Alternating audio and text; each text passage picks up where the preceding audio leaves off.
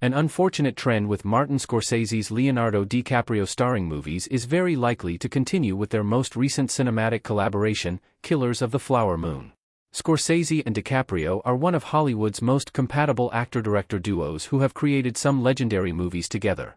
Over more than 2 decades, the pair have worked together on 6 feature films and 1 short film. The frequent collaborators joined forces again for 2023's Killers of the Flower Moon, directed by Scorsese and starring DiCaprio as Ernest Burkhart. Killers of the Flower Moon is based on the book of the same name by journalist David Grann, who tells the true story of the Osage murders.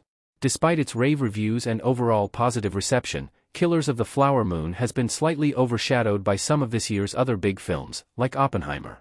The film's female lead, Lily Gladstone, has gotten some well-deserved recognition for her performance as Molly Burkhart by receiving tons of awards, including the Golden Globe for Best Performance by a Female Actor in a Drama Motion Picture. Gladstone is a frontrunner for the Best Actress Oscar, but it doesn't look like her male co-lead in Killers of the Flower Moon will be joining her. Leonardo DiCaprio winning an Oscar for Killers of the Flower Moon is looking less likely. The SAG Awards nominations put DiCaprio's Oscars chances at risk. Leonardo DiCaprio as Ernest Burkhart frowns at Jesse Plemons as Tom White in Killers of the Flower Moon. Though he delivered a great performance in Killers of the Flower Moon, it's unlikely that DiCaprio will win for Best Actor at the 2024 Oscars. He was nominated for Best Performance by a Male Actor in a Drama Motion Picture at the 2024 Golden Globes but lost to Cillian Murphy for Oppenheimer. Despite this loss, DiCaprio remained a likely Oscar nominee for Killers of the Flower Moon, until his SAG Awards snub. DiCaprio's performance in Killers of the Flower Moon is notably and surprisingly absent from the recent SAG Awards nominations, which significantly lowers his chances of winning or even being nominated at the 2024 Oscars. Since the SAG Awards started in 1995, only 6 Best Actor winners have ever failed to also take home the Oscar that same year. What's even worse for DiCaprio is that nobody has ever won the Oscar for Best Actor without so much as a nomination at the SAG Awards for the same performance. With his SAG snub combined with his loss at the Globes, the odds of DiCaprio winning the Oscar for Killers of the Flower Moon are slim to none at this point.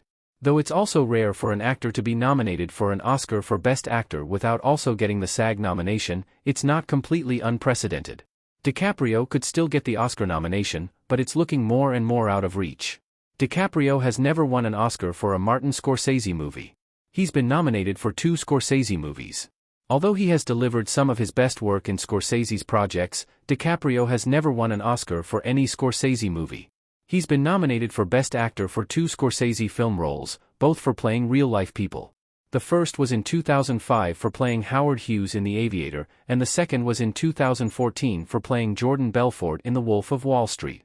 However, neither of these Oscar nominations earned him a win. In fact, DiCaprio didn't win his first Oscar until 2016 for his role in The Revenant, a non-Scorsese film. He's been nominated again since then but has yet to add another win to his name, and the chances of him taking home the gold at the 2024 Oscars are virtually dead. DiCaprio could still win an Oscar for a Martin Scorsese movie in the future, but it looks like Killers of the Flower Moon isn't going to be the Scorsese-DiCaprio joint venture that finally breaks this long-running trend.